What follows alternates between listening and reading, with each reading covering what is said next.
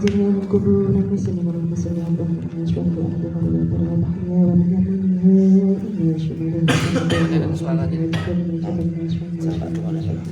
وعن سبيل الله سبيل الدين والدين سبيل الأجل اللهم اغفر لنا من حمل عافية اللهم اسأل من قبور الأحياء والمحمد رسول الله ربنا برحمتك ارحمنا ونكون من الخاسرين ربنا هب لنا من لدنك رحمة وهب يا أيها الناس المطمئنين ارجعوا إلى ربك راضية مرضية وادخلوا الجنة نسألك رضاك الجنة ونعوذ بك يا الله يا الله يا الله بحسن الخاتمة لا إله إلا الله محمد رسول الله اللهم ارحم حق الحق ورسول اتباعه وبارك لنا ورسول استنابه وعافية عن الناس ومن عافية عن الناس ومن عافية عن الناس ومن بسمك الناس ومن عافية ربنا وقبلنا يا ربنا ولنا تكرمنا وإلينا من أمرنا رشدا اللهم إنا نبك واشفع وحسن عبادك اللهم رزقنا الاستقامة والحب وحبا والحب اللهم نسألك الهدى والعذاب والغنى اللهم تمن أمورنا واسترنا واسمعنا بنا وسبقنا برحمتك يا أرحم الراحمين وصلى الله على سيدنا محمد وعلى آله وصحبه وسلم سبحان ربك رب العزة عما يصفون وسلام الحمد لله رب العالمين أولا الفاتحة أعوذ بالله من الشيطان الرجيم بسم الله الرحمن الرحيم الحمد لله رب العالمين الرحمن الرحيم مالك يوم الدين إياك نعبد وإياك نستعين اهدنا الصراط المستقيم صراط الذين أنعمت عليهم غير المغضوب عليهم ولا الضالين رب اغفر لي ولوالدي وللمؤمنين آمين آمين آمين يا رب العالمين اللهم نشرح له قرب بشر المؤمنين والسلام عليكم ورحمة الله وبركاته.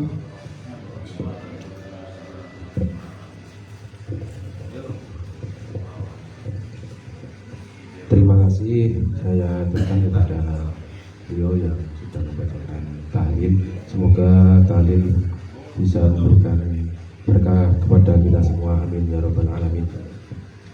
Acara yang selanjutnya yaitu sambutan yang pertama adalah dari Ketua Al-Azizmu kepada beliau. Ibu Endang, waktu dan tempat kami aturkan.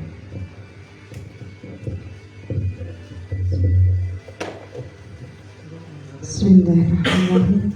Assalamualaikum warahmatullahi wabarakatuh. Alhamdulillahi rabbil alamin. Wa bihi nasta'in ala umuri dunya wa din. Wassalatu wassalamu ala asrofil anbiya'i wal mursalin. La hawla wa la quwwata illa billahil aliyyil azim. Amma ba'du. Hadratil kiram para alim para ulama ingkang tansah kita ajeng-ajeng barokah ilmunipun dumateng Bapak Ahmad Nasruddin MPD selaku Ketua PCGP Ansor Pati ingkang tansah kula hormati dumateng Bapak Dr. Kiai Haji Jamal Mahmur Asmani MA ingkang tansah kula hormati lan sedaya ingkang sami rawuh wonten ing majelis mubarok ingkang kathok kula hormati. Saderengipun kula matur monggo kita sami muji dan syukur wonten ngarsa dalem Allah Subhanahu wa taala dene ing siang menika kita diparingi hidayah inayahipun saking rawuh undangan menika kanthi keadaan sehat walafiat. Amin Allahumma amin. Kaping kalihipun sholawat salam mugi kunjuk dumateng junjungan kita Nabi Agung Muhammad Rasulullah sallallahu alaihi wasallam. Mugi-mugi kula saha panjenengan sedaya angsal syafaatul udmah fi yaumil qiyamah. Amin amin Allahumma amin.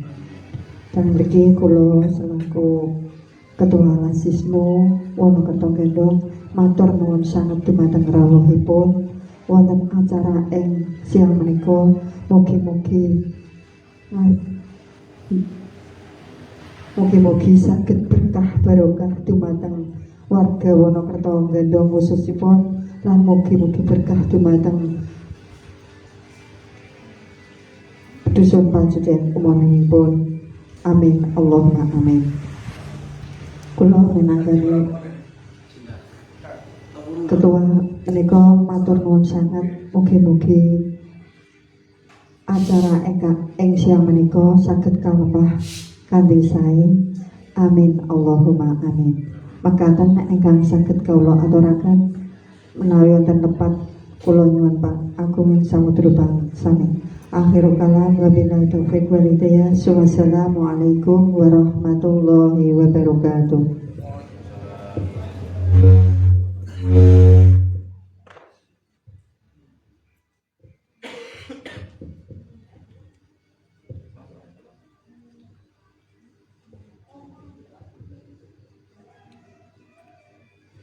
Terima kasih. Acara yang selanjutnya yaitu acara ini yaitu bedah buku jihad kebangsaan dan kemanusiaan Nahdlatul Ulama.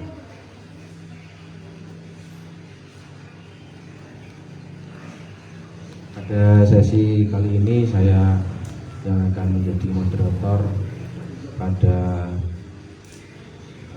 bedah buku kali ini.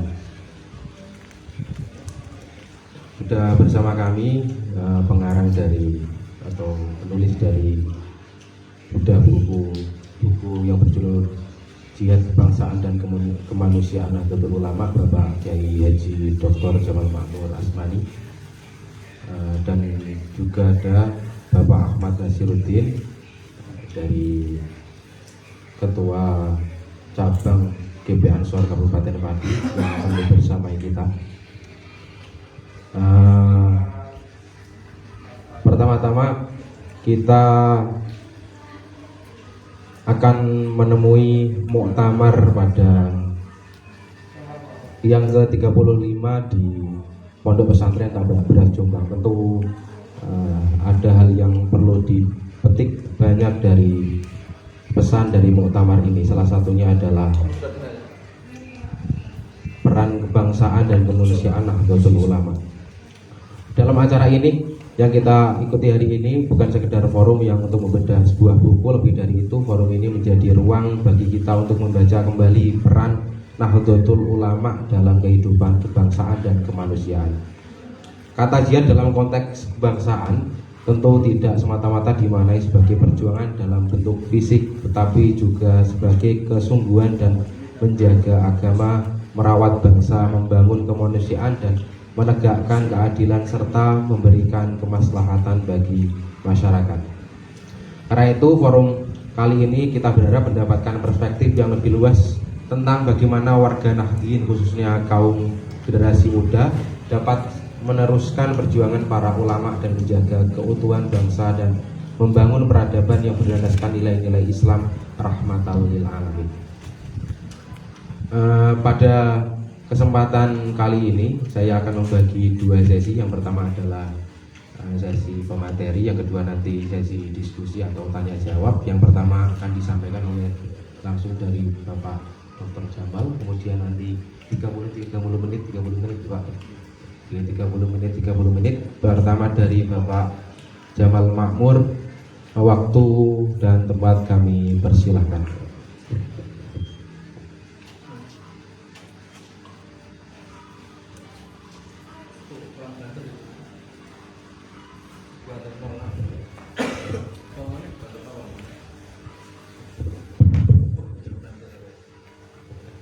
Assalamualaikum warahmatullahi wabarakatuh.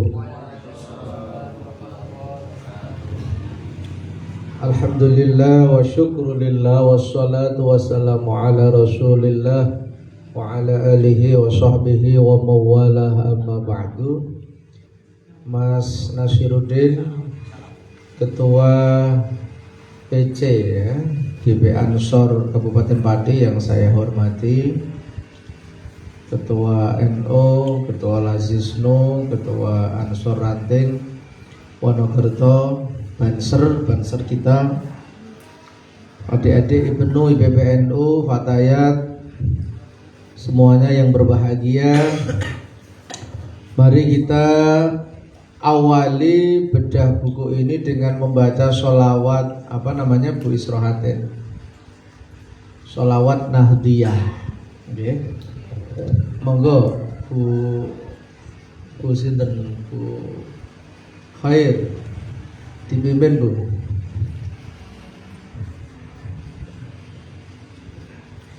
Ya, bareng-bareng ya.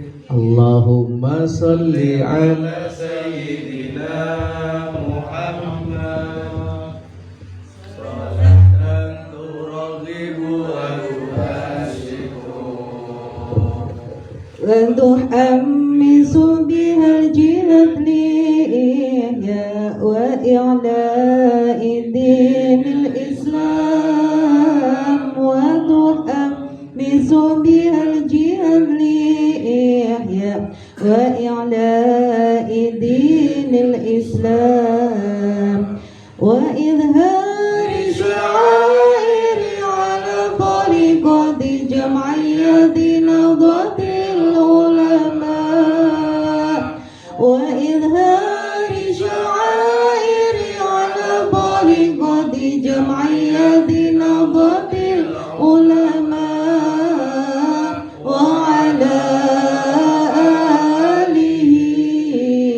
washabihi wa sallim wa ala alihi washabihi wa sallim. Allah Allah Allahu Allah sabbil wa syur ala jam'iyah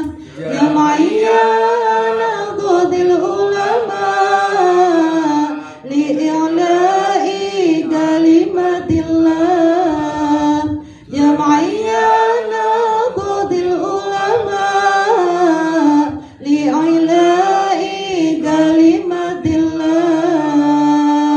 Allahumma sholli ala sayyidina Muhammad.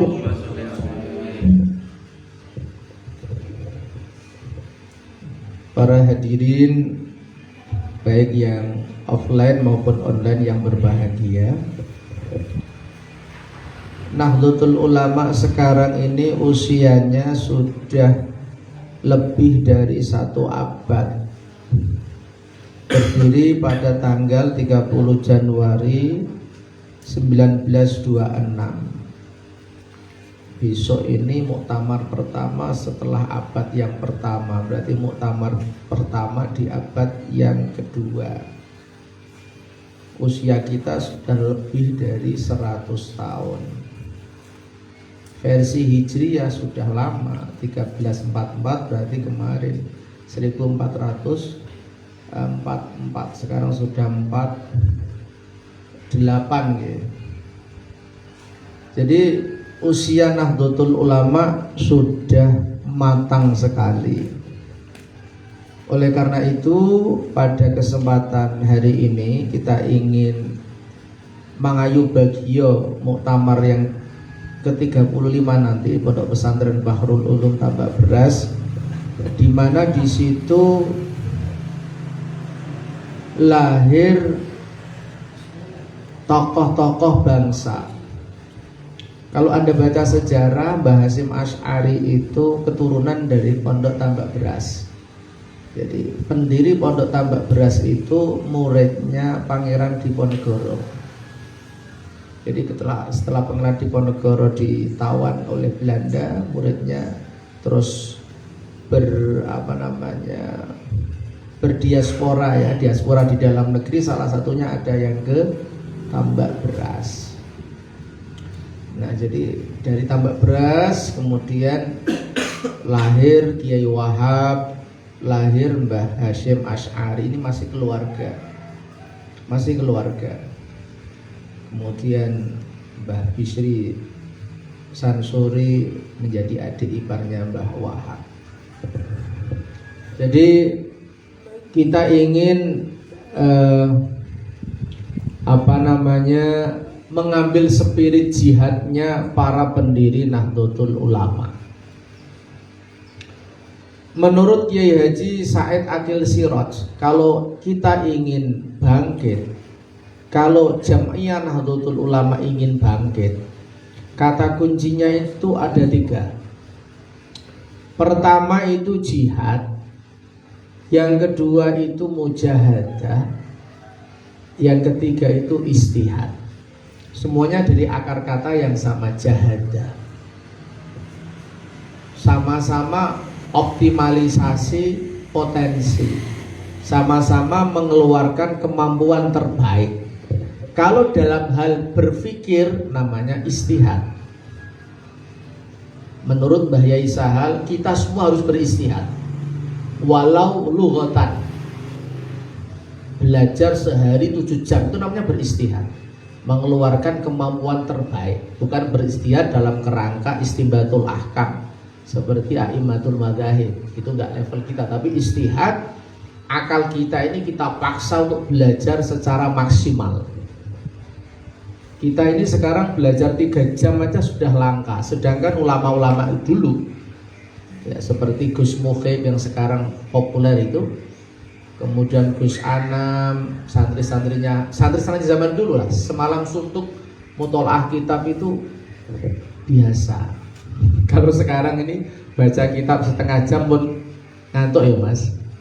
Ulama zaman dulu ketika di pesantren, yang sekarang jadi itu loh, ulama-ulama yang sekarang jadi, apalagi tempo dulu eranya Mbah Sali yang sekarang masih hidup itu, dulu ketika mondok itu di sarang di Lirboyo itu setiap malam jarang tidur, tidurnya setelah subuh. Jadi semalam itu mandeng kita kok mboten bosen. Jadi kalau kita mencurahkan kemampuan di bidang intelektual, di bidang pemikiran, namanya apa? Istihad. Kalau kita mencurahkan potensi rohaniyah kita, spiritual kita, namanya mujahadah. Mujahadah itu syai'un la budda minhu, karena kita organisasinya para wali. Tidak mungkin orang sukses itu kalau tidak punya wiridan, itu tidak mungkin. Tidak mungkin. Karena dunia ini penuh dengan tantangan. Kalau dia tidak punya kekuatan ruhiyah yang kuat, itu tidak mungkin mampu menghadapi tantangan. Jadi orang-orang besar itu pasti punya wiridan, punya aurat, apapun itu namanya, pasti itu. Jadi mujahadah bagi orang NU itu ya wajib. Ya, mujahadah dalam arti bagaimana hati kita bertakarrub kepada Allah lewat sholat duha, sholat tahajud, qiraatul Quran, puasa dan lain-lain lah. Jadi mengekang nafsu kita supaya kita bisa menerima cahaya dari Tuhan, mujahadah. Tetapi kita tidak cukup dengan istihad dan mujahadah. Kita harus realkan pemikiran kita yang besar, hati kita yang lembut itu dalam bentuk jihad. Jihad itu lebih pada implementasi dari hasil istihad dan mujahadah.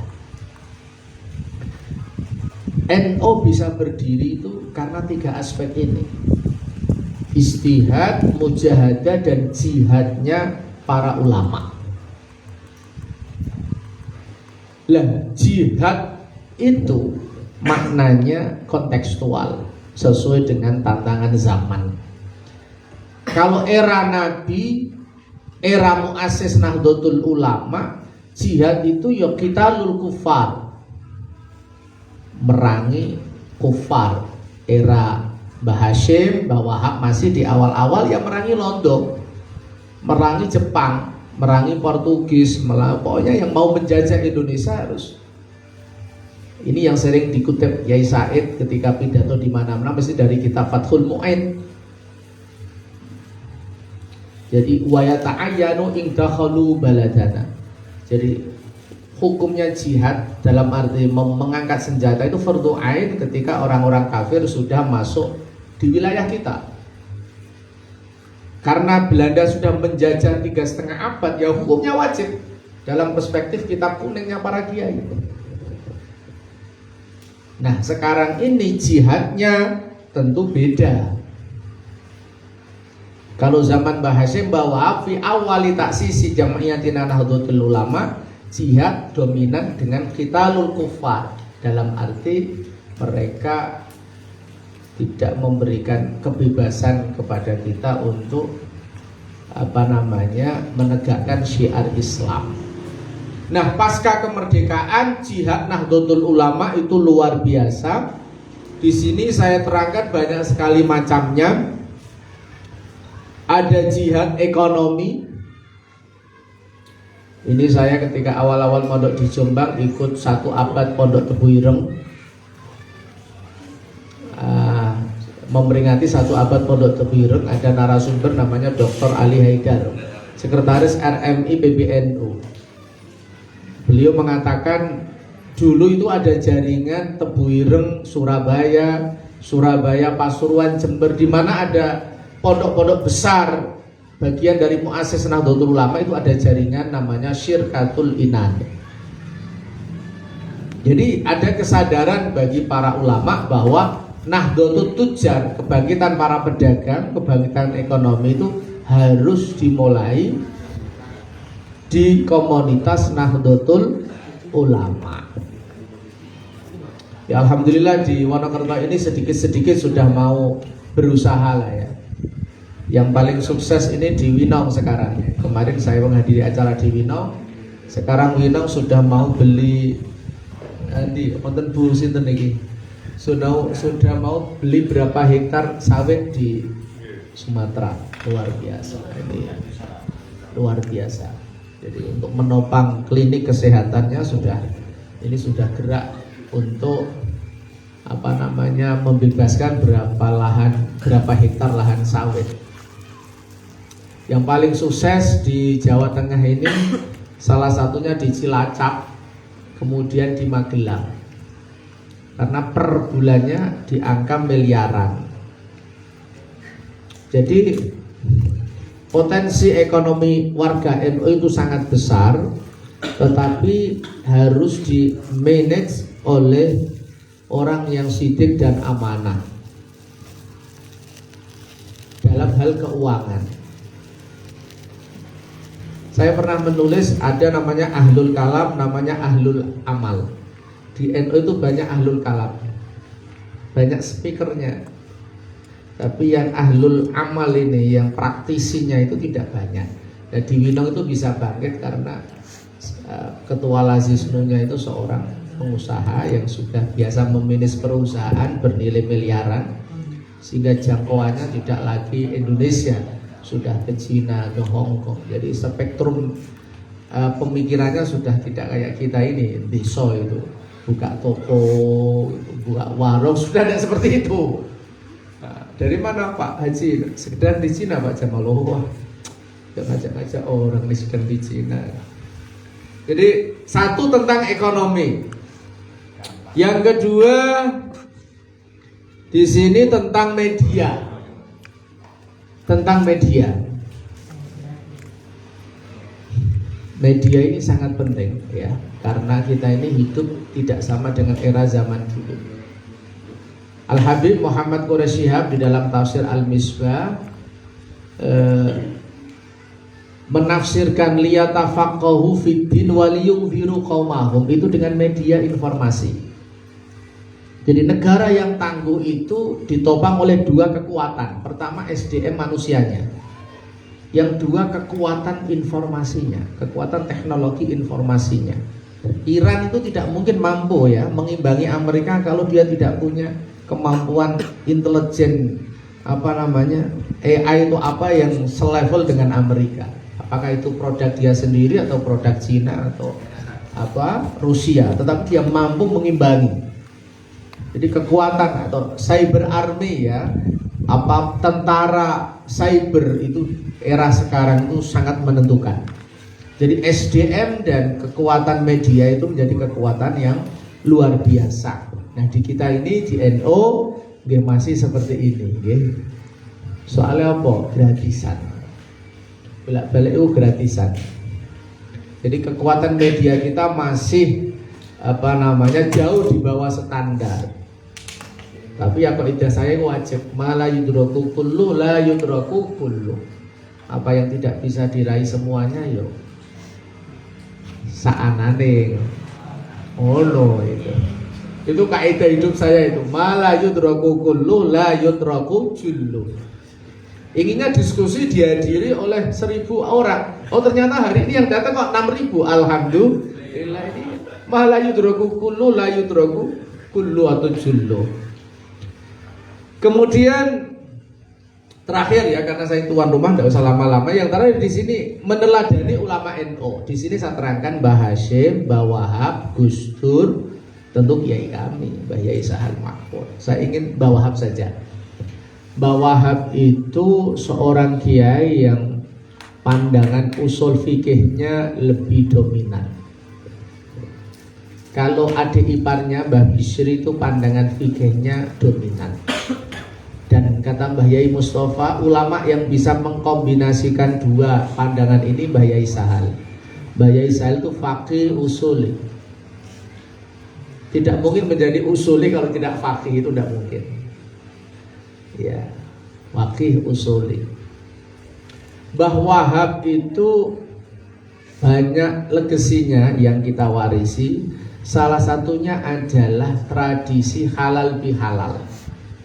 Menurut sejarah itu inisiatif Mbah Yai Wahab diaturkan kepada Presiden Soekarno supaya konflik politik di tingkat elit itu mereda, tolong dikumpulkan. Wong Jawa itu nek wis kumpul walaupun atine dendam, insya Allah itu napa? Lerai dengan sendirinya. Akhirnya betul dikumpulkan tokoh-tokoh politik, waktu itu tentu Syawal ya. Dan alhamdulillah menjadi wahana rekonsiliasi nasional. Itu Mbah Wahab. Jadi beliau mampu menerjemahkan pesan-pesan universal dalam Islam. Contohnya maaf memaafkan dalam bentuk budaya spesifik Indonesia, yaitu halal bihalal. Yang kedua, ini sering dicontohkan para mubaligh. Gus Dur itu sering menyontohkan ketika ada orang mau korban, tanya Mbah Bisri, yang namanya sapi itu untuk 8 orang. Mbah Bisri kan nggak mau, karena fikihnya nggak begitu. Tapi kata Mbah Wahab, ya silakan, sapi untuk 8 orang, tapi beli 1 kambing supaya orang yang mau naik sapi ada jembatannya. Itu ibratu fil ma'ani la fil alfa. Jadi Mbah Wahab ini lebih lebih fleksibel lah, lebih fleksibel. Kemudian yang ketiga yang sering dicontohkan para kiai terhadap warisan pemikirannya Mbah Wahab itu tentang ghosok. Ketika Presiden Soekarno tanya tentang bagaimana hukumnya mengusir Irian Barat, mengusir Belanda, itu yang dipakai Mbah Wahab adalah takrib. Nah itu karena yang dawuh kiai mandi, nek sing ngomong aku ya ora mandi. Karena sing dawuh Mbah Wahab dalam takrib itu barang siapa yang menggosok tidak miliknya kok dipakai, wajib raddu, wajib dikembalikan. Kalau tidak mau mengembalikan ya harus diambil paksa. Jadi memerangi para penjajah di Irian Barat yang tidak mau menyerahkan kepada Indonesia wajib dengan dalil dari kitab takrib. Jadi beliau itu seorang faqih usuli yang mampu melakukan kontekstualisasi fikih-fikih pesantren. Yang terakhir, tentu inspirasi terbesar dari Mbah Yai Wahab adalah sepanjang hidupnya didharma baktikan untuk merintis Nahdlatul Ulama di hampir semua daerah di Indonesia. Mbah Wahab itulah yang safir itu, yang terus bergerilya untuk membentuk. Tentu jaringan paling besarnya adalah jaringan Syekhona Khalil dengan jaringan Tebu Ireng. Contohnya ya, kalau Anda itu mondok di pondok kecil itu beda ketika Anda mondok di Lirboyo, mondok di Sarang. Sekali Anda mondok di Lirboyo, temannya itu seluruh Indonesia. Zaman dulu begitu. Ketika orang mondok di Tebu Ireng, berarti jaringan santrinya seluruh Indonesia. Menurut Mbah Yai Mahfud, Mbah Mahfud otomatis dia punya kawan langsung set gitu seluruh Indonesia, karena di Tebu Ireng yang nyantri di situ adalah tokoh-tokoh utama. Ada Mbah Karim Lirboyo, ada Mbah Abbas Bunten, itu semuanya output mutakhorijin min Ma'had Tebu Ireng. Jadi dengan memanfaatkan jaringan sanad Syekhona Khalid dengan Mbah Hashim, Mbah Wahab berhasil melahirkan, menumbuhkan Nahdlatul Ulama. Yang harus kita teladani juga dari Mbah Wahab adalah tawaduknya. Kita tahu bahwa inisiator NU itu Mbah Wahab, tetapi pendiri NU adalah Mbah Hashim, karena beliau tidak mau mendahului gurunya. Mbah Hashim itu gurunya, walaupun beliau yang punya gagasan, diatur ke gurune. Ketika gurunya harus riyadhah, Mbah Hashim itu riyadhah. Nanti baca di bukunya Dr. Khairul Anam, 1 tahun atau 2 tahun. Maka muassis Nahdlatul Ulama itu yang Mbah Hashim. Beliau tidak mau, wah aku pendiri, enggak. Beliau tawadhu, Mbah Hashim itu gurunya. Beliau dulu di Teburung jadi ketua pondok. Ketika mengganti Mbah Hashim pun tidak mau kalau atas nama Rois Am, beliau maunya jadi Rois Am. Itu punyanya guru saya, itu bukan makom saya. Itu loh, jadi itu man tawadhu'a rafa'ahullah. Orang yang tawadhu itu justru bukan direndahkan, maka dan ini keramatnya Mbah Wahab. Ketika NU berkonflik, ternyata isyarat langit menentukan Tambak Beras sebagai tempat muktamar. Dan tadi kemarin saya baca nanti rapat ahwanya di dalamnya Mbah Yai Wahab, supaya ingat sejarahnya Mbah Yai Wahab.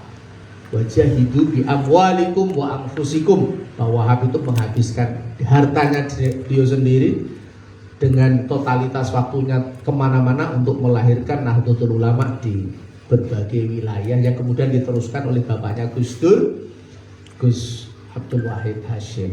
Jadi Mbah Wahid itu juga turba kemana-mana dalam rangka tadi menghidupkan Nahdlatul Ulama. Dan kita dengan lagu tadi diingatkan bahwa Nahdlatul Ulama itu tidak lain adalah media untuk jihad li'i'la'i kalimatillah. Mbah Yai Anik Muhammadun sering dawuh, jangan sampai NU itu kamu dahi jahid wa malan manahat. Tidak boleh motivasinya adalah mencari kedudukan dan harta. Jadi memang libtigha'i mardhatillah li'i'la'i kalimatillah. Saya kira itu. Assalamualaikum warahmatullahi wabarakatuh. Sesi yang kedua akan dilanjutkan oleh beliau Bapak Nasiruddin. Waktu dan tempat kami aturkan. Calon doktor.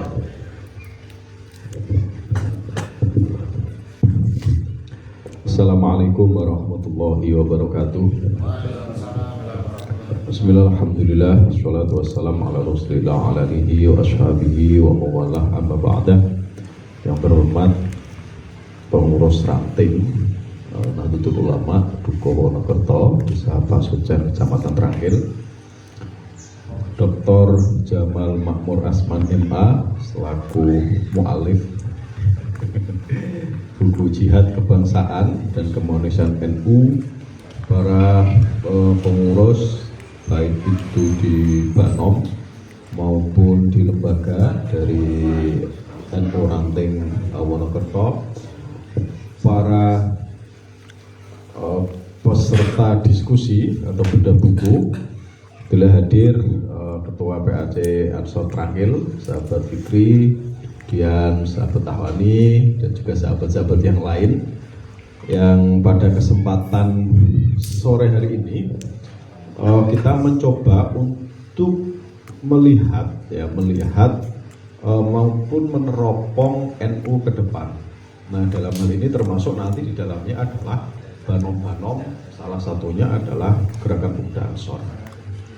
Nah, buku ini memang karena ini buku ya, jadi ya sedikit saja. Nanti untuk terkait isi dan lain sebagainya, saya kira tidak atau belum makom saya untuk mengomentari ya. Kalau nggak enak kalau Pak Jamal.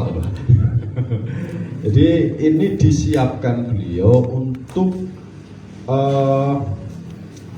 menyambut 100 tahun Nahdlatul Ulama. Nah, tadi dikatakan kalau misalnya hitungan Hijriah itu berarti sudah 4 tahun yang lalu. Artinya mungkin ditulis tahun 2022. Nah, kalau misalnya kita mengacu pada kalender Masehi, maka tahun ini berarti 2031 Januari ya, 1926 berarti 100 tahunnya adalah Januari, akhir Januari kemarin. Nah, kenapa kemudian buku ini saya kira kalau teman-teman atau Bapak Ibu baca, ini menjadi sesuatu yang penting. Apa urgensinya adalah untuk melihat ya, atau tadi saya katakan meneropong kira-kira apa yang bisa dikatakan oleh atau yang bisa dilakukan oleh NU di abad keduanya. Apa gergeran tambang misalnya ya. misal atau gergeran apa atau seperti apa. Ini yang coba penulis paparkan dalam buku ini. Nah, penulis menawarkan beberapa gagasan jihad, ya, gagasan jihad. Tadi di awal Jamal sudah mengatakan bahwa jihad, apa itu jihad, kemudian ijtihad, ya, dan mujahadah dan lain sebagainya. Ada beberapa jihad yang ditawarkan di sini. Ada jihad kebangsaan, ada jihad kemanusiaan, kemudian ada jihad, saya merangkumnya sebagai pemberdayaan masyarakat dan kemaslahatannya. Jadi jihad itu bukan hanya mempertahankan ya apa yang telah kita miliki. Saya membagi beberapa bagian. Mungkin kalau di awal dulu ya, di awal berdirinya NU, ya, era-era pendirian, ini jihadnya adalah jihad bentuk fisik ya. Tadi Basim Asy'ari, Bawab dan lain sebagainya. Saat itu ada namanya resolusi jihad, kemudian ada namanya memupuk nasionalisme, merebut kemerdekaan dan lain sebagainya. Jihadnya adalah jihad yang sifatnya seperti itu, fisik. Tadi hasilnya ada resolusi jihad, ada nasionalisme, kemudian fondasi Islam di awal-awal kemerdekaan. Itu adalah jihad era-era awal, era para pendiri Nahdlatul Ulama yang dulu. Kemudian selanjutnya ditegaskan oleh era Kiai Haji Ahmad Siddiq. Nah, misalnya terkait dengan penerimaan Pancasila, misalnya ya, dia sebagai asas tunggal. Ada perumusan kembali Fitoh Nahdlatul Ulama, misalnya dulu kalau kita bicara sejarah, NU itu pernah menjadi partai ya. Oke, kita lihat.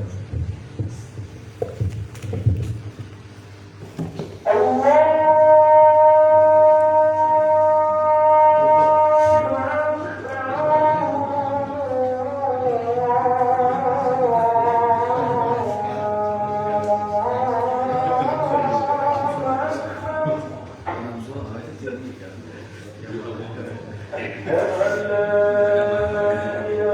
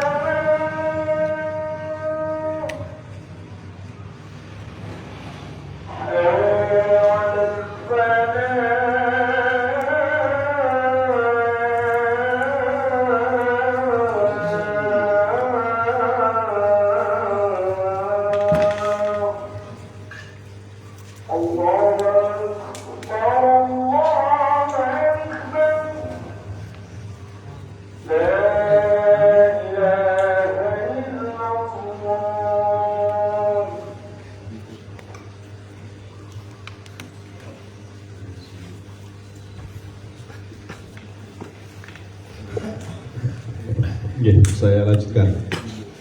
Jadi kalau saya membuat periodisasi terkait dengan jihad ini, misalnya di awal-awal itu di era Mbah Hashim dan era pendiri awal itu jihadnya adalah jihad melawan penjajah, merebut kemerdekaan, kemudian membuat fondasi terkait dengan keislaman negara dan bangsa.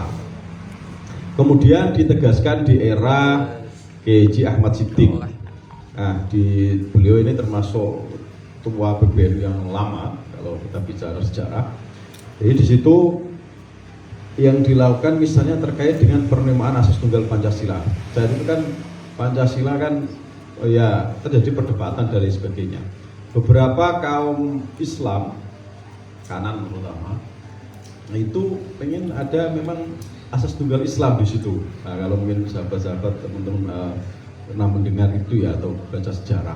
Nah, tapi oleh tokoh-tokoh Nahdlatul Ulama, termasuk salah satunya adalah di masa beliau ini, nah lalu kita kenal Pancasila seperti yang sekarang. Artinya ada kata Islam di situ kemudian dihapus ya, tidak jadi. Karena nanti ketika misalnya ada Islam di situ, bagaimana dengan masyarakat Bali misalnya yang mayoritas adalah Hindu, kemudian di Papua dan sebagainya. Nah, nanti khawatir akan terjadi perpecahan dan seterusnya. Kemudian era pengembangan ini di masa K.J. Abdurrahman Wahid dan Kiai Sahal, bahwa saat itu Islam mulai demokrasi, pluralisme, fikih sosial, pemberdayaan dan lain sebagainya. Diskusi-diskusi tentang itu, amaliyah atau apa sih ya, praktek-praktek semacam itu mulai masif digalakkan. Nah, Kiai Sahal dulu punya semacam biro ya saat itu yang apa itu namanya digunakan untuk mengembangkan masyarakat ya, pengembangan masyarakat, pemberdayaan masyarakat. Nah, lalu yang terakhir di era sekarang yang dicetus oleh Kiai Jamal, nah melalui buku beliau ini, yaitu terkait dengan aktualisasi melalui rumusan secara mendalam terkait dengan jihad kebangsaan dan kemanusiaan. Di dalamnya ada beberapa pembagian jihad ya, mulai dari jihad kebangsaan, kemudian kemanusiaan, kemudian ekonomi, moderatisme ya, sampai kemudian ada juga di media ya, sampai media. Nah, coba kita terutama di dua hal ini, di jihad kebangsaan dan jihad kemanusiaan. Jadi kalau kita bicara terkait kebangsaan, itu adalah konsep kita berbangsa, bernegara yang tentu tidak akan terlepas dari beberapa 4 pilar itu. Jadi ada Pancasila, NKRI, Bhinneka Tunggal Ika, kemudian undang-undang. Nah, lalu kemudian di kita sendiri, di Nahdlatul Ulama sendiri, mengenal ya, ada istilahnya Islam Nusantara, kemudian moderasi beragama, itu bagian dari itu.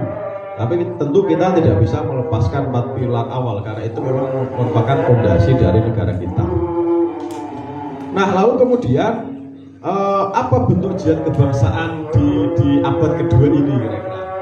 Apakah kita masih membicarakan, misalnya kalau kita teman-teman di Ansor itu ada semacam yel-yel lah mopo misalnya ya, siapa kita Ansor NU gitu, NKRI harga mati gitu ya. Apakah ya cukup seperti itu misalnya di abad kedua ini? Atau hanya sekedar memasang simbol-simbol kebangsaan. Nah, ini misalnya 17 Agustus ya, pasang gendera, menak wis ora pitulasan genderane dicopot ya, misalnya ya. Atau hanya aktif mengikuti upacara-upacara seremonial ya, 17-an, hari Senin misalnya ngacah sekolah ya, atau hari santri dan lain sebagainya. Apakah cukup banyak itu? Nah, tentu tidak. Karena apa? Karena tantangan kebangsaan hari ini itu sangat luar biasa. Nah, jadi penting sekali, saya kira yang pertama adalah menjaga persatuan dan memperkuat moderasi beragama. Kita tahu bahwa sebenarnya kalau kita mau jujur, Indonesia itu sebenarnya lebih mudah dipecah daripada negara-negara yang lain. Kita sukunya banyak, agamanya berbeda-beda, ya kan? Kemudian tradisi budayanya juga berbeda-beda. Itu sebenarnya kalau mau pecah itu gampang sekali itu. Beda misalnya kalau yang di Timur Tengah itu ya, itu kan bahasanya sama, wong-wongnya juga sama ya. Nah tapi anehnya malah yang sana itu ya, kita masih sampai sekarang. Nah tapi hal ini tentu patut kita syukuri dan patut kita pertahankan dengan memperkuat moderasi beragama. Kita tidak bisa memungkiri bahwa memang perbedaan itu adalah suatu keniscayaan ya, terlebih kita bangsa Indonesia. Melawan intoleransi dan radikalisme, mencerdaskan masyarakat dan menjaga demokrasi, kemudian meningkatkan kualitas pendidikan, lalu membangun ekonomi kerakyatan. Ini praktek-praktek nyata yang mungkin bisa kita lakukan ya. Nah, bentuknya seperti apa? Saya kira itu bisa disesuaikan dengan kondisi masing-masing wilayah. Karena barangkali di Trangkil itu berbeda, mungkin di wilayah-wilayah daerah selatan mungkin kalau kita bicara geografis, atau kalau di desa mungkin berbeda juga dengan daerah perkotaan. Nah, tentu pola-polanya, praktek-prakteknya itu juga berbeda. Nah, kemudian yang kedua, jihad kemanusiaan ya, jihad kemanusiaan. Nah, kita sudah tidak lagi saya kira bicara terkait dengan berapa sih anggota warga NU itu jumlahnya, atau berapa sih anggota Ansor itu jumlahnya misalnya. Kita sudah tidak bicara tentang itu. Semua orang tahu bahwa NU ini adalah organisasi masyarakat ya keislaman terbesar. Bukannya di Indonesia tapi juga di dunia ya. Karena anggotanya NU itu bukan hanya yang hidup tapi juga yang meninggal juga kan, ditahlili dan lain sebagainya. Itu kalau nggak anggota NU nggak ikut sih. Nah, jadi kita ini organisasi yang ya memang besar, dunia memang besar. Tapi kita geser. Kira-kira berapa banyak masyarakat yang menjadi lebih baik karena kehadiran Nahdlatul Ulama? Nah, kira-kira kehadiran Nahdlatul Ulama di masyarakat tersebut itu memberikan dampak atau tidak? Itu memberikan legasi atau tidak? Ini jihad kemanusiaan yang saya kira di abad kedua ini yang perlu kita lakukan. Misalnya hadir dalam lingkungan, dalam pendidikan, dalam kesehatan, dalam ekonomi, kemiskinan dan lain sebagainya. Nah, jadi sekali lagi berpikirnya dalam jihad kemanusiaan ini bukan berapa jumlah anggota kita, berapa jumlah warga kita, warga Nahdliyin, tapi kita berapa banyak warga, berapa banyak masyarakat yang menjadi lebih baik atas hadirnya Nahdlatul Ulama, termasuk banom-banomnya dan lain sebagainya. Jadi mindsetnya kita geser seperti itu. Nah, tentu gagasan ini membutuhkan, ya saya menyebutnya ya bagian-bagian konstruktif lah. Itu yang perlu ada. Misalnya yang pertama adalah ideologi. Ideologi ini menjadi landasan berpikir kita. Saya kira ideologi kita bukan hanya ya aswaja seperti itu sudah secara ini ya agama, tapi secara kemanusiaan, secara kebangsaan itu juga penting. Lalu yang berikutnya adalah kaderisasi. Nah, kenapa kaderisasi? Karena kader ini adalah yang nantinya akan menjalankan dari ideologi itu. Percuma kita memberikan pelatihan misalnya, memberikan statement dan lain sebagainya, cuci otak dan lain sebagainya, tapi nggak ada kader yang jalan, ini juga susah nanti. Nah, jadi kaderisasi itu memang mutlak diperlukan. Lalu yang berikutnya ada namanya kurikulum, artinya supaya ini menjadi pedoman kader untuk melangkah.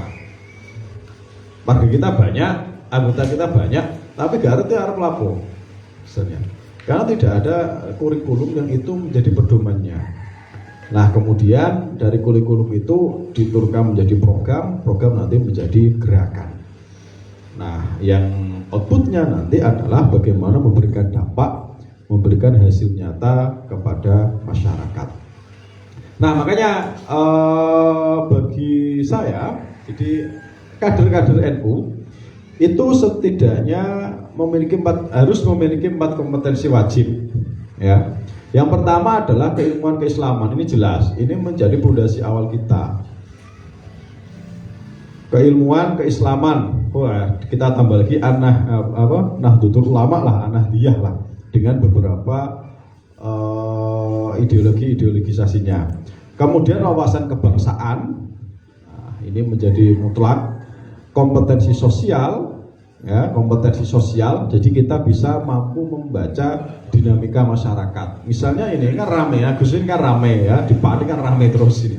Tadi pagi aja baru demo misalnya di Tayu. Kemudian ini mau reuni juga besok kan. Nah, itu bagaimana kita juga mampu membaca dinamika sosial yang seperti itu. Itu namanya kompetensi sosial. Lalu yang berikutnya adalah kemampuan transformatif, ya. Jadi bagaimana kita bisa mengeksekusi program itu menjadi sebuah pemberdayaan kepada masyarakat. Ini setidaknya empat kompetensi yang saya kira penting dimiliki oleh kader Nahdlatul Ulama. Jadi keilmuan keislaman, wawasan kebangsaan, kompetensi sosial, kemudian kemampuan transformatif. Nah, ini ada pergeseran paradigma saya kira dari NU abad pertama dengan NU abad kedua. Kalau yang pertama itu mempertahankan tradisi, ya, tradisi itu dipertahankan. Selanjutnya saya kira tidak hanya dipertahankan tapi dikembangkan. Ya, misalnya ya ini ya seperti yang dicontohkan Kiai Jamal ini misalnya ya, di sini di alhamdulillah NU Wonokerto mungkin memiliki beberapa tadi program-program pengembangan punya. Nah, ini mungkin ranting yang punya sekretariat mungkin di sini ya. Yang lain ada nggak? Tapi punya ini tadi cerita ini kurang atas sudah. Nah, ini jadi paradigmanya atau mindsetnya, pemikirannya adalah pengembangan. Jadi kita tidak hanya berdiri di satu titik, tapi mengembangkan dalam hal-hal yang lain. Reaktif terhadap perubahan, ya. Nah, sekarang adalah proaktif. Artinya kita melihat perubahan itu jangan lagi dipandang sebagai sesuatu yang yang dijauhi kayak gitu. Saya sekarang tadi seperti dicontohkan, sekarang itu kan mulai ada ya AI misalnya ya, media-media yang online barangkali, kemudian teknologi baru itu jangan kita apatis terkait dengan itu, tapi proaktif. Dakwah secara kalau dulu mungkin verbal ya, sekarang sudah harus transformatif. Artinya ya, kita tidak bisa memungkiri bahwa organisasi-organisasi di luar NU itu mungkin memiliki fasilitas kesehatan yang sangat luar biasa, memiliki kampus-kampus yang sangat mungkin akreditasinya juga sangat bagus. Itu karena itu yang dilakukan transformatif. Kita ini ya awal dakwahnya ya di mimbar, kemudian ceramah seperti itu. Pemberdayaan masyarakat, kemudian kita membuat tadi misalnya fasilitas kesehatan dan lain sebagainya, itu kita masih sangat kurang. Maka ke depan dakwah kita tidak hanya cukup secara verbal tapi transformatif. Kemudian kalau dulu kita hanya mengkonsumsi pemikiran, misalnya ya, dengan ya ini hanya mengambil mungkin dari beberapa referensi itu. Nah, sekarang bagaimana kita coba untuk menjadi produsen dengan beberapa teori-teori yang ada. Nah, ini beberapa. Jadi pada prinsipnya adalah bagaimana jihad ini bisa proaktif ya, bisa proaktif dan melahirkan dampak yang nyata kepada masyarakat. Nah, mungkin barangkali kalau ada tambahan, saya kira ngapunten Jamal, ini memang di dalam ini barangkali mungkin aspek digital saya kira belum banyak disebut ya. Jihad medianya di sini ini masih banyak terkait dengan penulis-penulis yang ya seperti kayak Jamal gitulah kurang lebihnya. Nah, tapi yang mungkin anak-anak muda saya kira itu perlu juga nanti bisa ditambah. Nah, lalu saya coba mengkaitkan dengan GP Ansor. Nah, karena kita tahu bahwa Ansor ini adalah organisasi kepemudaan dari Nahdlatul Ulama. Tentu anak-anak muda itu berbeda dengan barangkali yang sudah senior lah atau yang 40-an ke atas. Anak muda ini biasanya dia ini lebih progresif gimana ya, karena masih muda, kemudian jagane ombo kayak gitu ya. Nah, setidaknya ada beberapa hal yang ini juga penting untuk dimiliki oleh kader-kader GP Ansor. Misalnya yang pertama adalah jihad keilmuan. Jadi bagaimana mencetak kader yang kuat secara tradisi agama dan juga intelektual. Kemudian jihad kebangsaannya dengan memperkuat tadi pilar Pancasila, NKRI, demokrasi dan lain sebagainya. Jihad kemanusiaannya membangun dan mengeksekusi program sosial yang konkret. Sekali lagi, apa yang kira-kira bisa dilakukan. Kemudian ada jihad ekonomi, menciptakan kemandirian finansial bagi kader.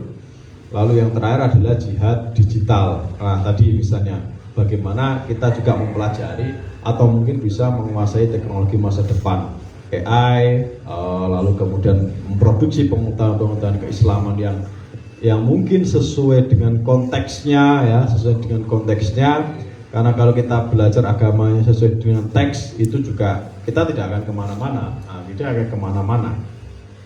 Nah, yang terakhir simpulan saya adalah, jadi pemberdayaan warga NU ini memang tidak bisa dipisahkan ya dari pemberdayaan bangsa Indonesia secara keseluruhan. Kenapa demikian? Karena mayoritas ya, kalau kita ambil mayoritas umat di Indonesia ini kan Islam ya, pemula agama itu mayoritas Islam. Dan dari Islam itu mayoritas adalah Nahdlatul Ulama. Ketika misalnya warga NU itu sejahtera, maka sudah barang tentu Indonesia itu sejahtera. Tapi nak warga NU ini gak sejahtera, Indonesia ya gini. Seperti ini. Nganggur. Ya, orang nganggur. Oke, saya kira itu sahabat-sahabat dan Bapak Ibu yang hadir yang dapat saya sampaikan terkait dengan buku ini ya, dan tadi beberapa hal yang mungkin barangkali bisa menjadi masukan kita semua sebagai warga Nahdliyin, dan jika ada yang kurang tepat misalnya ada yang lain sebagainya, monggo nanti kita bisa lanjut di diskusi. Saya kira itu, kurang lebihnya mohon maaf. Wassalamualaikum warahmatullahi wabarakatuh.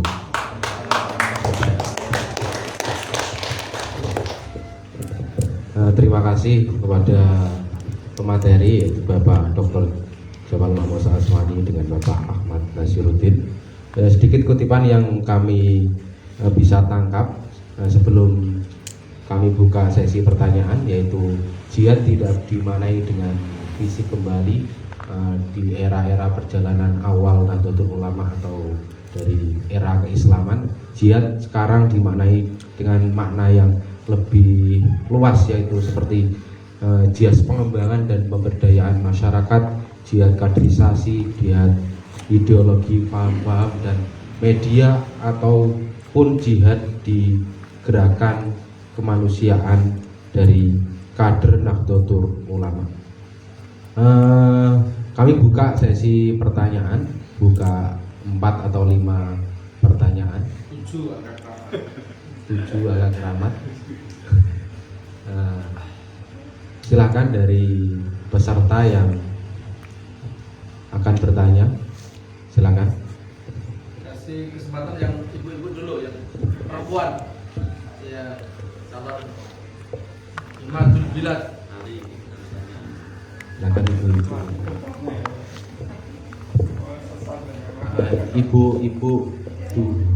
ibu-ibu dua, nanti yang laki-laki yang 5 atau 6 dari itu.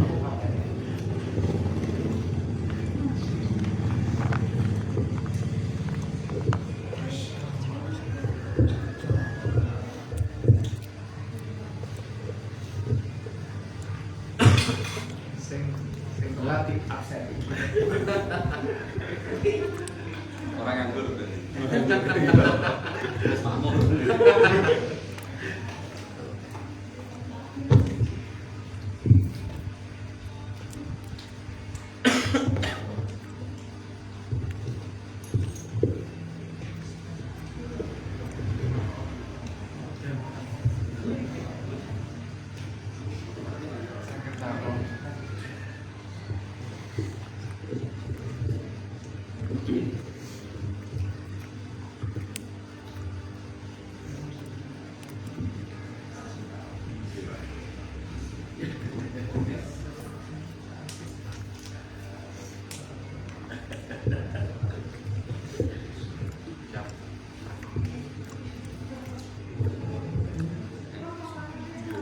Monggo silakan dari laki-laki dulu. Monggo Mas langsung mawon. Oke. Mboten kiat. Mboten kiat. Buat Jauh-jauh dari Jawa Timur. panitia utama.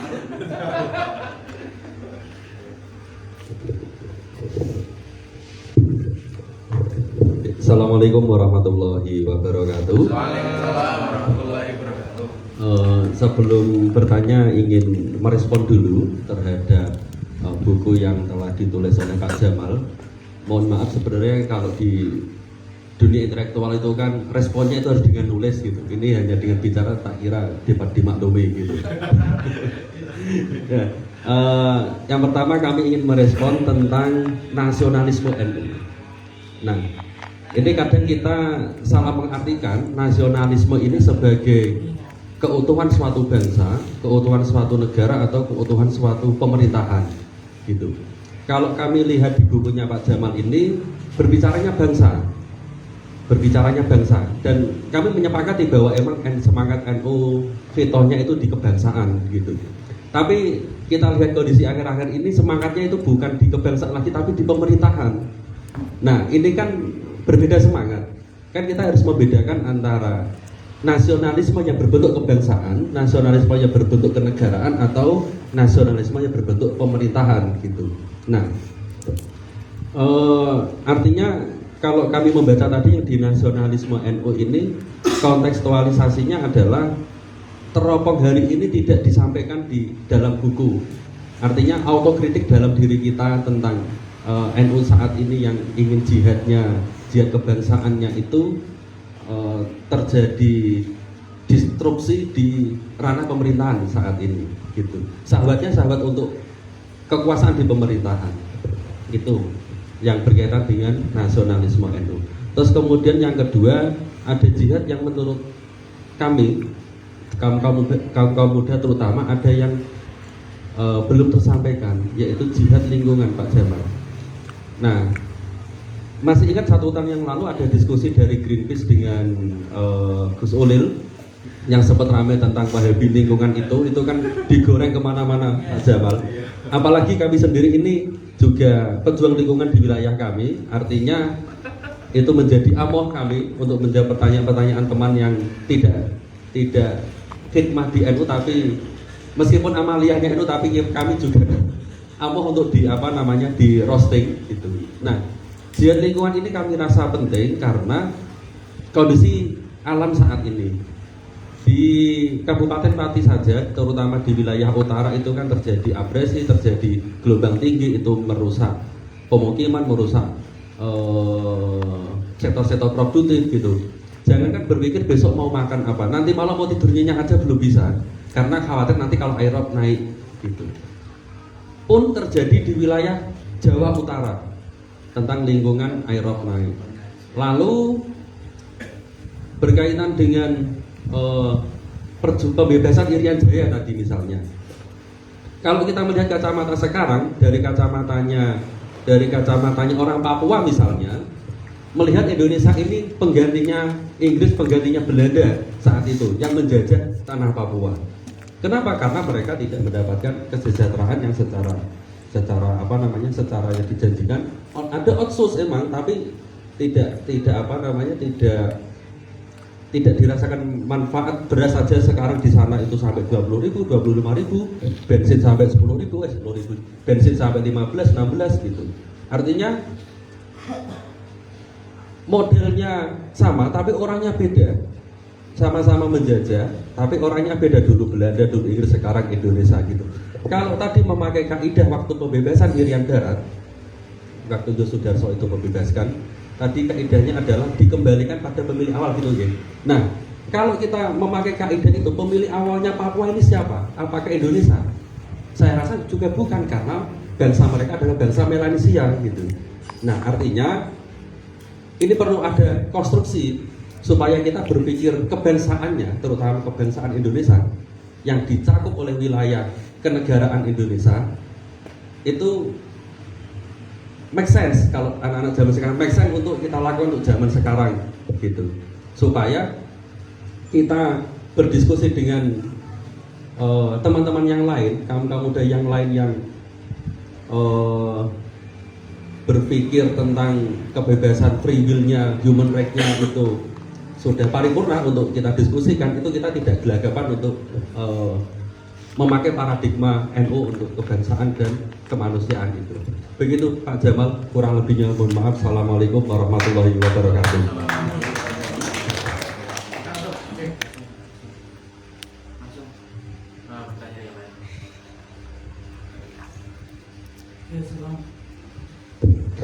Assalamualaikum warahmatullahi wabarakatuh. Langsung saja, tadi Mas Sahabat Fikri sudah memaparkan dengan autokritiknya yang sangat membangun, dan itu saya sependapat dengan Mas Fikri. Saya di sini mau bertanya saja terkait dengan buku ini, Jihad Kebangsaan dan Kemanusiaan Nahdlatul Ulama dalam menyongsong era keemasan abad NU di tahun 2020. Menurut hemat penulis, yang dimaksud dari era keemasan dalam periode satu abad kepengurusan Nahdlatul Ulama ini, terlepas dari father pendiri kita, eranya Mbah Hasyim dan Mbah Hasan Kipo sebagai ketua Tanfidiyah dan Rois Akbarnya, era siapakah yang menurut penulis itu adalah era emas dalam satu abad ini? Seperti itu, mungkin di eranya Gus Dur atau mungkin eranya Mbah Idam Khalid dan sebagainya, atau mungkin di era Islamnya Mbah Zal Mahfud, Mbah Mahfud Siddiq dan sebagainya. Menurut penulis itu di eranya siapa dan apa indikatornya? Pertanyaan pertama di situ. Pertanyaan tanggapan kedua, ini juga autokritik betul bagi kita semua. Kadang kita juga menjadi lelucon, dan kadang Nahdlatul Ulama sendiri itu Ahmed Sew ya, terlalu gampang dan mudah untuk disusupi. Contoh sederhananya, ketika ada public figur ya, entah itu dari tokoh artis atau mungkin konten kreator, penggiat medsos yang baru hot-hotnya, baru viralnya, atau mungkin pejabat itu, atau ya orang kaya seperti itu. Roh-roh belum pernah mengikuti pengadilan langsung menjadi gelar ketua atau mungkin pengurus bendera dan sebagainya. Contoh konkretnya ini, kalau kita melihat ini di Ansar sahabat ketua ya, selevel Abu Janda, kita dulu waktu itu kader Ansor kita sampai mengisi acara PKD dan sebagainya. Sekarang justru ia menjadi batu sandungan kita. Ini menunjukkan betapa mudahnya kita itu disusupi. Itu contoh sederhana. Terus yang kedua, saya kira tidak hanya di NU saja yang amat sewu ya, kepengurusan ini itu banyak kurangnya. Di ranah Muhammadiyah pun saya kira sama. Walaupun kemarin beliau organisasi sebelah untuk mengklaim organisasi terkaya sedunia. Tapi saya kira ketika kita masuk ke sana, mungkin kekayaan itu tidak sampai segitu. Karena apa? Mereka itu juga rapat-rapat menyimpan aibnya. Beda dengan kita. Di level ketika ada majelis tarjih Muhammadiyah atau mungkin ketika pemilihan ketua umum Muhammadiyah pun itu media dibatasi. Tetapi di NU itu berbeda. Di NU itu berbeda. Lebih-lebih para konten kreator ataupun apa, begitu bebasnya media itu apa ya, menyoroti atau mungkin masuk di lahan muktamar, sehingga sesuatu yang justru menjadi yang harusnya menjadi konsumsi keluarga kita itu di blow up dan digoreng oleh kaum minhum seperti itu.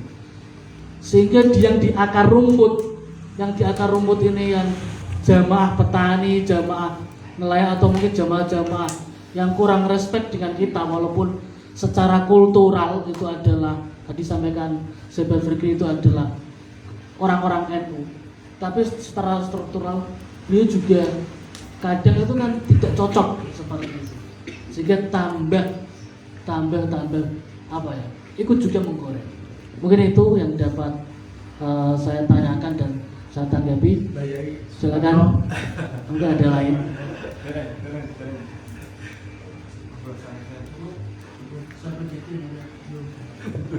Bayudin. Ada penanya mau Sekalian Ustaz Dedi ganjil belum.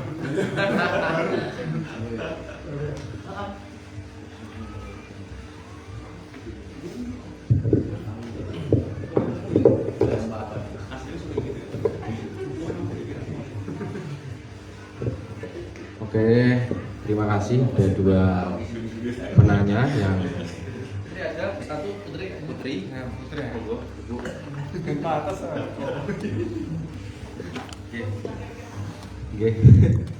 Ada dua pertanyaan yang isinya tidak hanya satu pertanyaan tapi ada 3 atau 4 pertanyaan. Mungkin ini sudah mewakili dari 7 pertanyaan. 7 pertanyaan. Untuk pertanyaan yang pertama nanti dijawab oleh Bapak Dr. Jamal karena konteksnya kan kayaknya pas seperti itu. Nanti untuk yang kedua karena menyinggung dari perkembangan anak muda, terus tadi ada yang tokoh-tokoh yang disebutkan oleh penanya itu kan menarik sekali untuk kita diskusikan. Tadi yang pertanyaan pertama adalah makna dari nasionalisme itu apakah merujuk ke kebangsaan atau ke pemerintahan, artinya ke ya seperti itu. Yang kedua adalah apakah ini perlu dikembangkan, artinya dikaji ulang kembali, memasukkan apakah jihad lingkungan perlu disampaikan atau dikutipkan dalam buku ini. Yang ketiga adalah tadi makna kebangsaan, pembebasan Papua. Mari kita jawab dengan sholawatan. Selawatan Mas ya. Karena tak lihat jajannya kok masih banyak.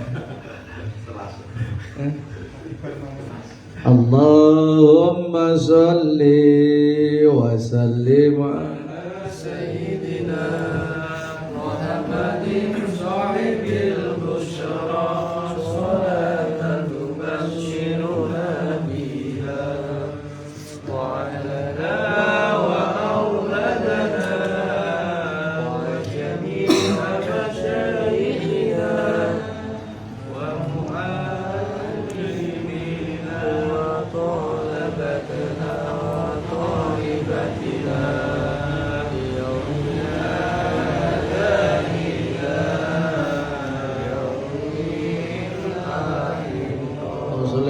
Muhammad. Ini saya menjawab dua pendekar muda kita ini. Ya, Mas Ahwan dulu ketua Ibnu ya.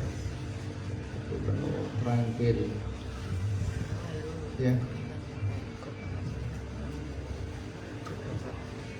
Sekarang ini justru nganu Mas Fikri, autokritik yang paling dalam itu nyuwun sewu pada legitimasi keulamaan kita. Ini kan Nahdlatul Ulama,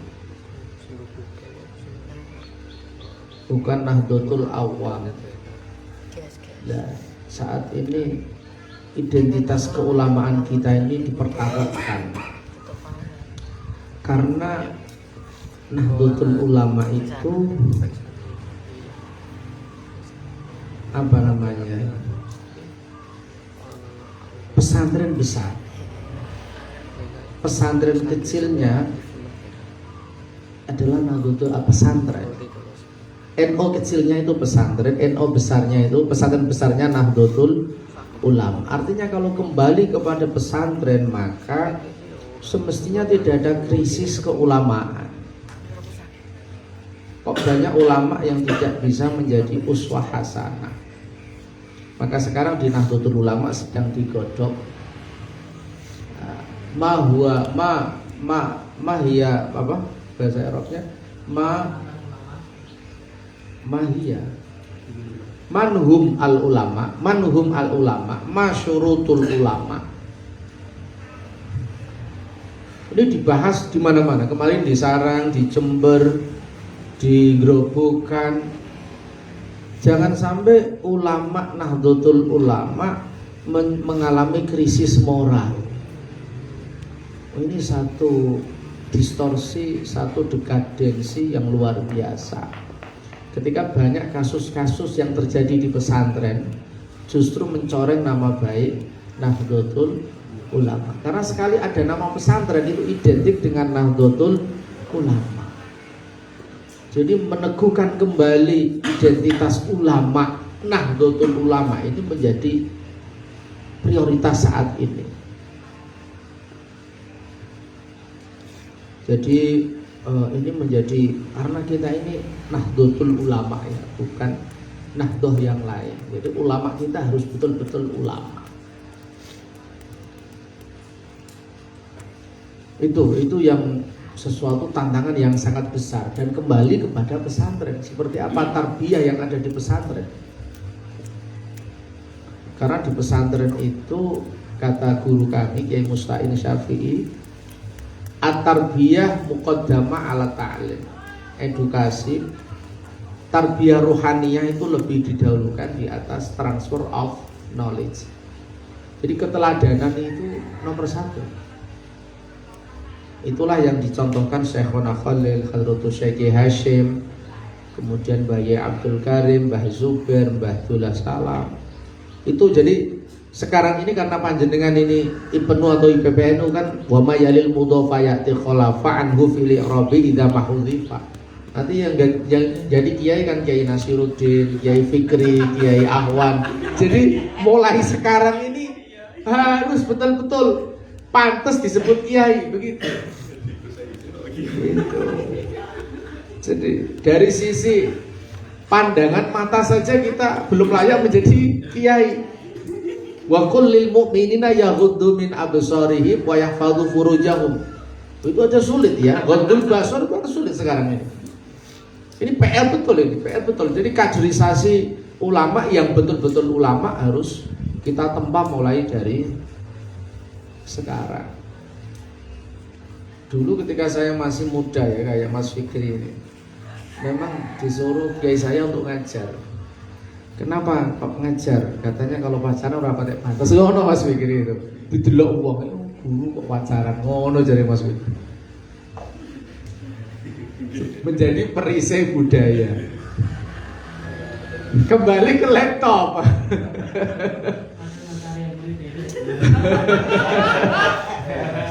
Jadi hubbul waton ini bukan hubbul wadon, beda ini maknanya. Hubbul waton minal iman. Itu kata Kiai Said adalah shifting paradigm. lompatan paradigmanya Mbah Hashim pasca belajar dari Timur Tengah. Jadi kata Kiai Said, ketika Mbah Hashim itu di Timur Tengah itu sudah membaca gerakan pemikiran Muhammad Abduh, gerakan politiknya Kemal Atatürk. Oh ternyata sekularisasi itu tidak berhasil. Islamisasi juga melahirkan fundamentalisme.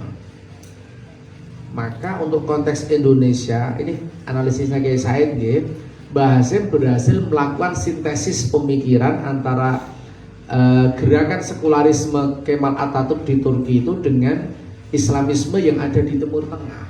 Lahirlah yang namanya hubbul waton minal iman. Jadi nasionalisme itu bagian tak terpisahkan dari keislaman.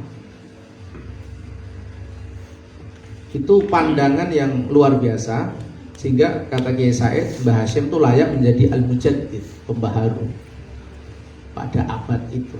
Jadi pembaharu karena di belahan dunia Islam yang lain itu masih berkutat antara Sunni dan Syi'i tidak akur.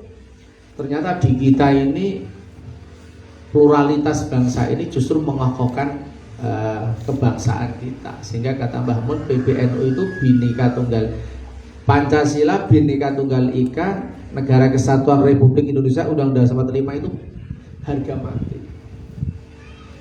Itu kan luar biasa ya.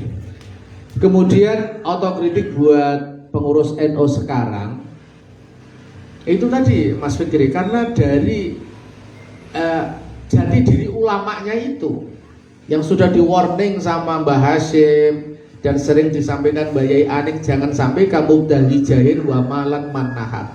Jadi Nahdlatul Ulama itu murni li'ila'i kalimatillah, bukan untuk mencari jabatan dan untuk mengumpulkan harta. Saya masih ingat ketika Mbak Yai Sahal rapat pleno PBNU di Unsik Wonosobo, itu sebelum beliau wafat, itu menjadi trending topik ya tahun 2014. Karena Mbah Sahal itu kurang lebih 14 tahun menjadi Rois Am, itu belum pernah ada kegiatan PBNU di Kajen. Itu nek Rois Am aku ya bolak-balik. Rapat pleno yang nggak pernah di Kajen, itu rapat plenonya ya di Krapia, di Unsik. Jadi kita niru warok dan zuhudnya Mbak Yai Sahal, Masya Allah. Belum pernah acara level PBNU di Kajen itu. Kalau rapat anu ya biasa, tapi kalau rapat pleno ya takfidiyah syuriah skala nasional itu belum pernah.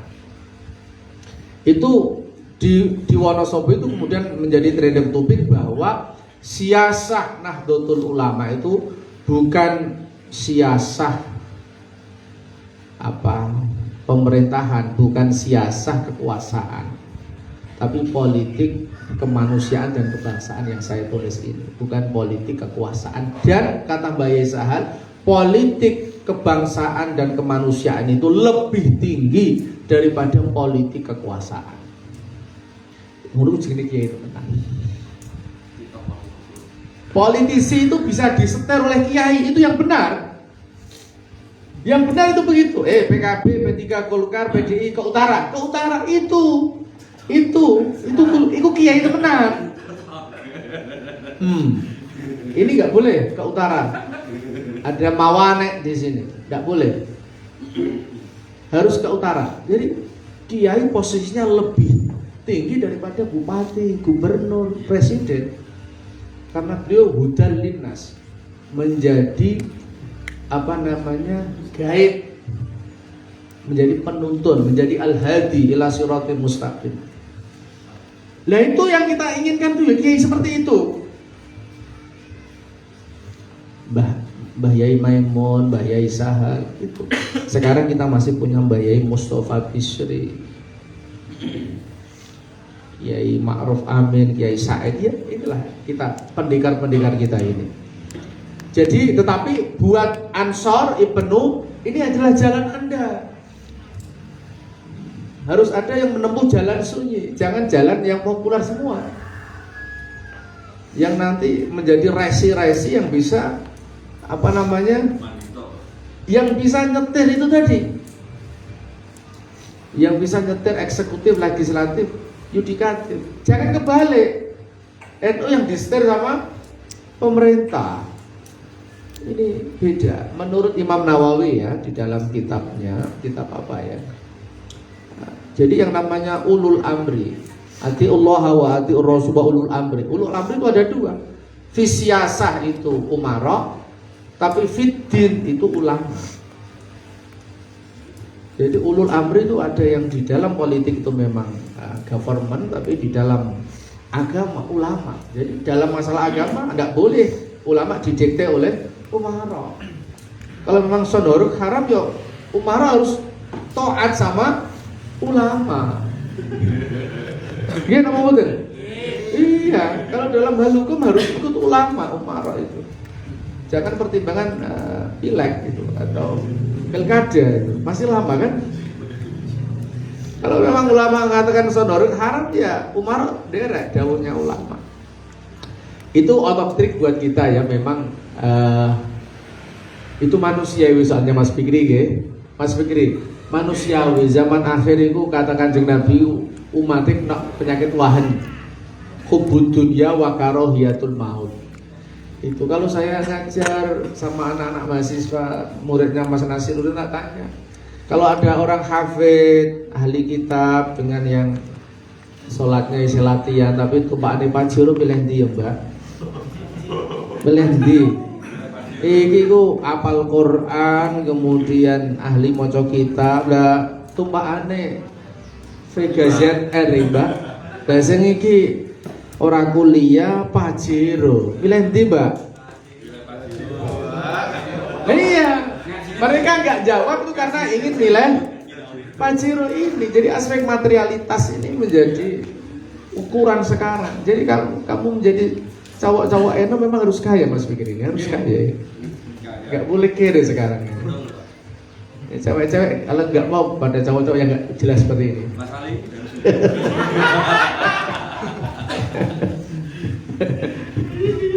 Jihad lingkungan saya kira sesuatu yang luar biasa. Mungkin itu kekurangan dari buku ini dan kita punya tokohnya yaitu Kiai Haji Aliyafi. Beliau punya fiqhul bi'ah, fikih lingkungan. Jadi fikih lingkungan itu luar biasa. Artinya fikih yang tidak kata Mbah Yai Sahal lagi nggih.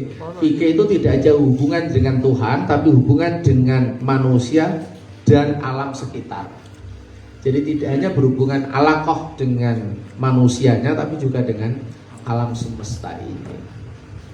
Jadi itu sangat penting supaya, tetapi memang musuh dari lingkungan adalah kaum kapital, itu persoalannya. Dan kaum kapital itu yang menyetir birokrat, karena mereka kosnya tinggi untuk menjadikan leader-leader di masing-masing wilayah. Lah Anda malah menerima kos mayoritas kita ini. Walaupun sudah didakwai para ulama ar-rafsi wal murtasi finar, kalau nggak ada dicari. Gimana? Ini fakta. Saya masuk masail di MBC NU Margoyoso, di MBC NU Trangil itu soal ini alot sekali. Ada yang tekstual tadi, wis pokoknya haram. Di Margoyoso itu ada yang kontekstual, yang nggak usah saya sampaikan ya kontekstual seperti apa. Tapi benar tadi yang disampaikan teman-teman. Sekarang itu hukum-hukum yang mudah itu tidak usah disampaikan. Orang itu sudah tahu. Karena kalau disampaikan itu gebiau ya. Itu. Jadi hukum yang ketat itu yang disampaikan, nanti orang itu akan mencari yang mudah sendiri tanpa dikomando. Itu. Tapi kalau disampaikan yang mudah-mudah itu kebablasan. Itu. Ya kita mengapresiasi dakwahnya Gus Baha ya, tapi ada yang juga autokritik tadi. Karena ketika semuanya itu dipermudah, yang terjadi itu permisivitas ya, semuanya diperbolehkan, permisivisme. Kemudian yang menarik dari Mas Ahwan terakhir ini tentang era keemasan. Ini saya sering mendengar ceramahnya Mbah Yai Mustafa Bisri. Masing-masing punya kontribusi. dimulai dari Kiai Mahfud Siddiq, administrator NU, 24 jam hidupnya untuk NU.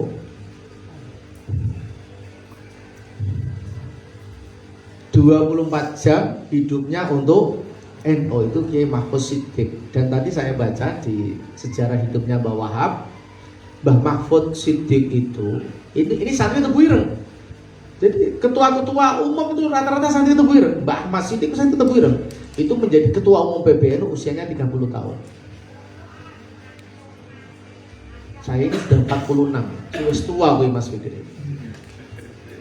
Mbak Mahfud Siddiq itu kata Mbak Yai Mustafa Bisri itu 24 jam waktunya untuk NU, itu menjadi ketua umum PBNU pada usia 30 tahun.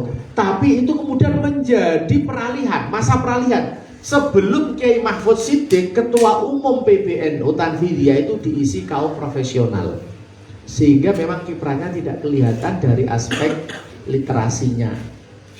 Karena memang yang kita tonjolkan memang neliti Yusuf Kiai. Jadi mulai Hasan apa? Dipo sampai sebelum Kiai Mahfud itu kaum profesional. Kaum profesional itu kan kerja konkret itu, dan dia tidak mau di blow up oleh media. Ya kaum profesional, dia bekerja untuk menggerakkan. Tapi kita tidak begitu mengenal riwayat perjuangannya. Jadi sejak Kiai Mahfud Siddiq, Kiai Wahid Hashim itu ketua umum PBNU diisi oleh ulama-ulama muda. Jadi setelah Kiai Mahfud Siddiq, kata Mbah Mus itu Kiai Wahid Hashim. Ya, tentu kalau saya siapa Pak Jamal era keemasan itu, ya menurut saya Kiai Abdurrahman Wahid. Indikator yang pertama karena beliau satu-satunya presiden dari NU. Walaupun umurnya panjang presidennya. Yang kedua, pada era Gus Dur selama kurang lebih 15 tahun itu beliau berhasil menciptakan civil society, masyarakat madani. Jadi face negara, karena memang Gus Dur berani tawasau bil haq, sehingga harus berhadapan dengan orde baru. Tapi beliau membangun kekuatan anak-anak muda, kekuatan. Menurut cerita ya, Gus Dur itu kalau ke Turba, ke satu daerah, itu pasti ada intelijen yang mengawasi. Dan beliau rapatnya itu di atas jam 12. Jadi kalau sudah tahu Gus Dur sare misalnya, intel ini baru rapat. Jadi bagaimana perjuangan Gus Dur ini mengkader Kiai Said Akil, mengkader Mbah Yai Mustafa, hatta Kiai kami Mbah Yai Sahal itu yang mengorbitkan Gus Dur, membangun lapis kedua, lapis ketiga untuk perjuangan Nahdlatul Ulama itu luar biasa. Dan pada saat Gus Dur ini pemberdayaan pesantren luar biasa. Di Tebu Ireng ada namanya operasi Nusuma. Saya dulu ketika di Jombang sudah ada koperasi. Jadi memang zaman Gus Dur berdirilah kantor PBNU. Diakui apa tidak, kantor PBNU 8 lantai itu adalah jerih payah Gus Dur pada saat beliau menjadi presiden. Dan katanya pesantren beliau tidak pernah dibangun. Pesantren Ciganjur itu saat beliau menjadi presiden, ini kayak bahasa halal ya. Pokoknya nek wis tasawufe hikam mun aja dino durung wayahe. Jadi saat Gus Dur jadi presiden itu daleme pondoknya enggak terbangun. Yang dipentingkan adalah pondoknya orang lain, lembaganya orang lain. Tapi kan beliau didoakan se-Indonesia sampai luar negeri. Jadi menurut saya secara subjektif mengatakan era keemasan NU abad pertama ada pada cucu pendirinya yaitu Kiai Haji Abdurrahman Wahid, karena secara formal struktural beliau menjadi presiden Republik Indonesia, kaderisasi anak-anak muda berjalan, dan prestasi yang selalu dicatat dalam membangun civil society yang sangat kuat. Saya kira itu. Terima kasih. Itu jawaban dari Presiden. pemateri yang pertama. Untuk pertanyaan yang kedua dari Kak Afwani mengenai dari media atau konten kreator yang kurang memiliki peraturan di dirinya. Kadang tadi dicontohkan bahwa ketika muktamar kita langsung dipublish, langsung di rating nomor 1 ketika ada permasalahan yang kurang enak dipandang atau kurang sedap untuk dirasakan oleh orang luar. Itu seharusnya menjadi privat untuk kita, tapi menjadi konsumsi untuk publik. Nah, nanti yang menjawab adalah pemateri yang kedua, yaitu Bapak Ahmad Nasiruddin. Waktu dan tempat kami persilakan. Oke, terima kasih. Ya, tadi berkaitan dengan ada dua hal saya kira yang mungkin termasuk yang ini juga sebenarnya kritik saya juga terhadap mungkin pola kaderisasi ya di NU maupun di Ansor lah. Jadi semua orang itu bisa masuk ya. Wes sopo ae segelem kowe bisa masuk tanpa ada screening yang memang itu betul-betul ketat istilahnya. Ya saya sepakat tadi misalnya tiba-tiba ada nanti kaderisasi rame itu pas sebelum pileg pasti ini rame.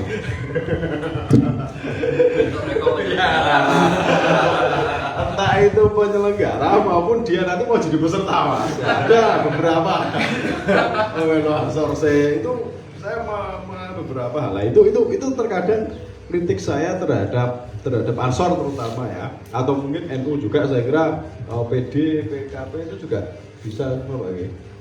Nah itu juga ke situ. Jadi belum ada pola mana memang pola screening saya kira ya, yang itu dari hasil screening itu akan menghasilkan kader-kader yang memang dia ini memiliki semangat, memiliki kemauan untuk memang betul-betul tabarukan di NU. Nah, tapi kalau misalnya di gaya kenceng-kenceng, oh ya orang pesertane misalnya PKD di Glaser ya orang wonge kan. Iya kan? Nah ini ya wis ora wis piro-piro ya. PKD di Glaser suruh sing melu wis piro-piro. Nah itulah, jadi ya tetap konsekuensinya ya kita menemukan ada namanya Abu Jandal. Kita menemukan mungkin beberapa tokoh yang lain, bahkan yang terakhir kalau Erick Thohir benerang. Iya, kono-kono itu. Nah itu ya kira-kira pola apa ya mungkin yang kita bisa lakukan di tingkat bawah aja lah. Kalau yang tingkat atas itu kan memang kalau saya kira ya petanya di situ tadi seperti sampaikan Mas Fikri itu sudah peta-peta siasah di sana itu. Mungkin triknya seperti itu, tapi kita di ranting PAC maupun cabang, saya kira memang itu cukup penting juga untuk bagaimana men-screening ya. Jadi kader-kader yang ikut memang kader-kader yang militan dalam tanda. Nah, kemudian yang kedua, ya menyambung tadi statement akhir saya bahwa masyarakat kita ini, masyarakat muslimnya adalah mayoritas NU. Makanya kenapa kemudian ada ungkapan kalau kamu mau menguasai dunia, menguasai Indonesia, maka kuasailah NU-nya. Mungkin teman-teman juga sudah sering mendengar itu. Nah, karena ada hal semacam ini, saya kira itu juga yang menjadi kenapa kemudian yang ada dalam NU ini pokoknya NU itu seksi kayak gitulah ya. Pokoknya apa yang ada di NU itu harus di-push, harus diangkut, apalagi terkait dengan misalnya tadi perselisihan dan lain sebagainya. Wah itu kalau kita melihat yang kemarin misalnya ya antar dua kubu misalnya ya, Rois dan ketua hukum itu kan, nah itu sebenarnya ya piye cuman itu dipaparkan sedemikian rupanya ya di media, di medsos. Nah ini kita yang barangkali apa ya? Apa aja kakean wonge apa dia mikir ngono Mas. Kalau dia dari sebelah kan wonge sithik ya. Jadi misalnya mau dikondisikan dari awal itu lebih mudah. Ya karena sebenarnya itu kita kan nggak bisa. Wonge kakean ya. Pada punya keinginan masing-masing, mungkin kepentingannya masing-masing ya, akhirnya apa yang kira-kira bisa di follow up kemudian di follow up. Nah ini saya kira yang memang menjadi ya kelemahan kita lah. Bagaimanapun kalau kita organisasi besar ya tentu berbeda dengan misalnya organisasi yang masanya itu tidak banyak. Dia lebih mudah dikondisikan. Dulu misalnya ketika masih ada rame-ramenya HTI misalnya, mereka kan tidak terendus oleh siapapun. Kegiatan-kegiatannya kan ya memang privat, ya kan? Nah kegiatannya memang privat yang bisa ikut ya memang kelompok-kelompoknya itu yang bisa ikut di halakoh-halakohnya. Kalau saya melihatnya sih ke situ. Jadi memang ya akeh wonge ya kan? Kemudian menjadikan ini sesuatu hal yang menarik untuk terekspos akhirnya ya. Nah, meskipun ya kita lihat nanti aja lah kira-kira muktamarnya apakah vulgar yang sebelumnya atau mungkin nanti bisa lebih soft lah. Saya kira nanti kita bisa lihat di muktamar nanti. Nonton saya kira Mas Awan.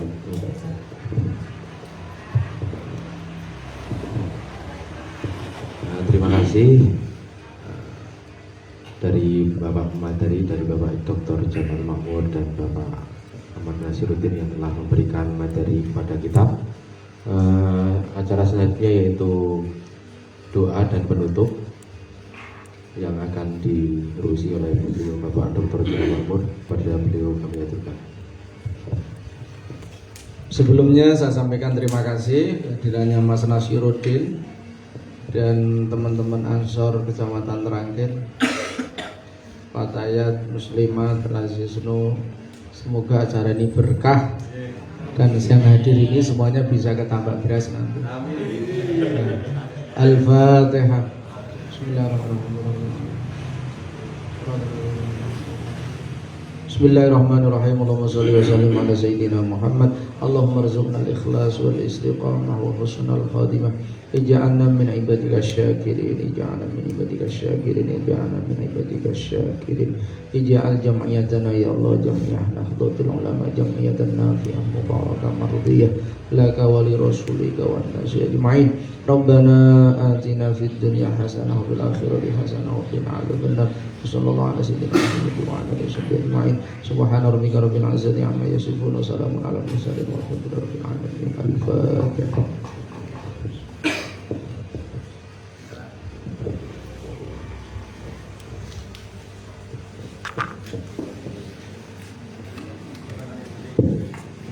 Selanjutnya yaitu penyerahan. Di